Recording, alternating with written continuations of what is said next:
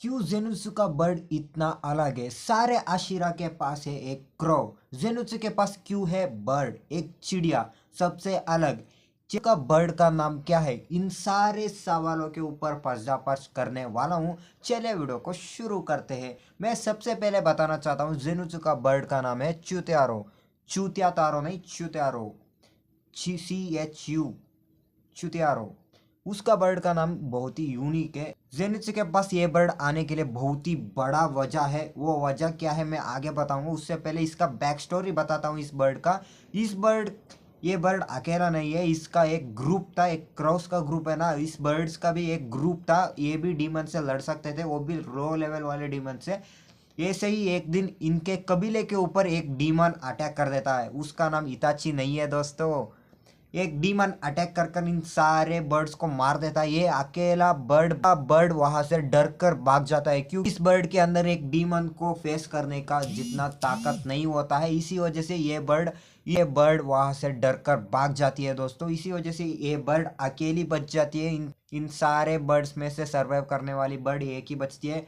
वो बर्ड जाकर बाद में एक डिसाइड कर लेती है, मैं एक कबरी बन जाता हूँ डीमन स्लेयर को। उसके बाद ये बर्ड जाती है जेनित्सु के पास। जेनित्सु एंड इसका स्वभाव दोनों सेम है। ये दोनों डर जाते हैं किसी चीज़ को देखकर, ये दोनों एक्साइट हो जाते हैं किसी चीज़ को सुनकर। इसी वजह से इस बर्ड को जेनित्सु से ज़्यादा लगाव हो जाता है दोस्तों। इसी वजह से जेनित्सु के पास ये बर्ड ज़्यादा रहने लगती है दोस्तों। उसके बाद ये बर्ड जेनित्सु का हो जाता है दोस्तों, उसका कबरी बन जाता है दोस्तों। यही है इस बर्ड का बैक स्टोरी। इस बर्ड का बैक स्टोरी भी ठीक जेनित्सु की तरह ही है दोस्तों। ये बर्ड बहुत ही कमज़ोर था, बहुत ही डरपोक था गाइस। इसी वजह से ये बर्ड आकर जेनुसी के पास रह जाती है दोस्तों। इन दोनों का स्वभाव एक ही जैसा है दोस्तों। इसी वजह से इस बर्ड का पसंद है जेनित्सु। उसके बाद सारे क्रॉस के बारे में भी बताऊंगा दोस्तों। वो कौन कौन से सारे आशिरा का क्रॉस के बारे में बात करूंगा दोस्तों। सारे आशिरा के क्रॉस बहुत ही लाजवाब है दोस्तों। कुछ कुछ क्रॉस तो डीमंस को मार भी सकते हैं दोस्तों, वो भी लो लेवल वाले डीमंस को मार सकते हैं दोस्तों। अपर लेवल वाले डीमंस को मार नहीं सकते। लो लेवल अभी अभी डीमंस बनते हैं ना, उनको मार सकते हैं वो क्रॉस। मैं सबसे पहले बताना चाहता हूँ आपको, सीजन 3 में दिखाया जाता है ना हमें एक क्रॉ मित्सुरी का। मित्सुरी नहीं दोस्तों, एक आशिरा आता है ना, उस आशिरा का मिस्ट आशिरा, उसका क्रॉ बहुत ही घमंडी है दोस्तों।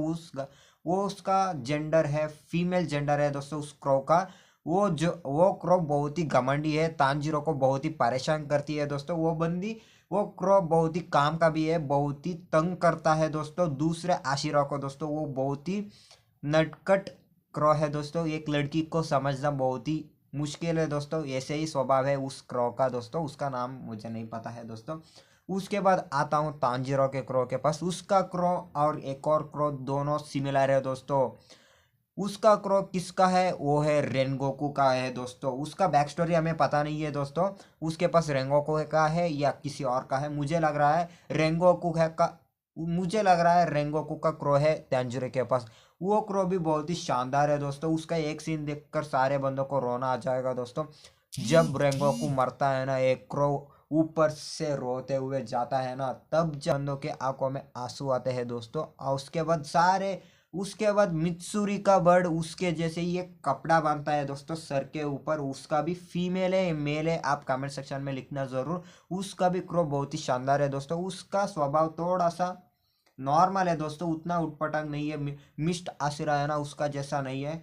उसके बाद एक और आता है अपर रैंक वाले आशिरा का, हेड का। उसका क्रो बहुत ही शानदार है, बहुत ही तागड़े तरीके से बात करता है दोस्तों। उसका हाव भाव स्वभाव बहुत ही शानदार है दोस्तों, एकदम आशिरा की तरह बिहेव करती है दोस्तों। बहुत ही बड़े बड़े सीक्रेट को वही क्रो कैरी करती है आगे की तरफ जाने के लिए, किसी बंदे को देने के लिए उस जवाब को।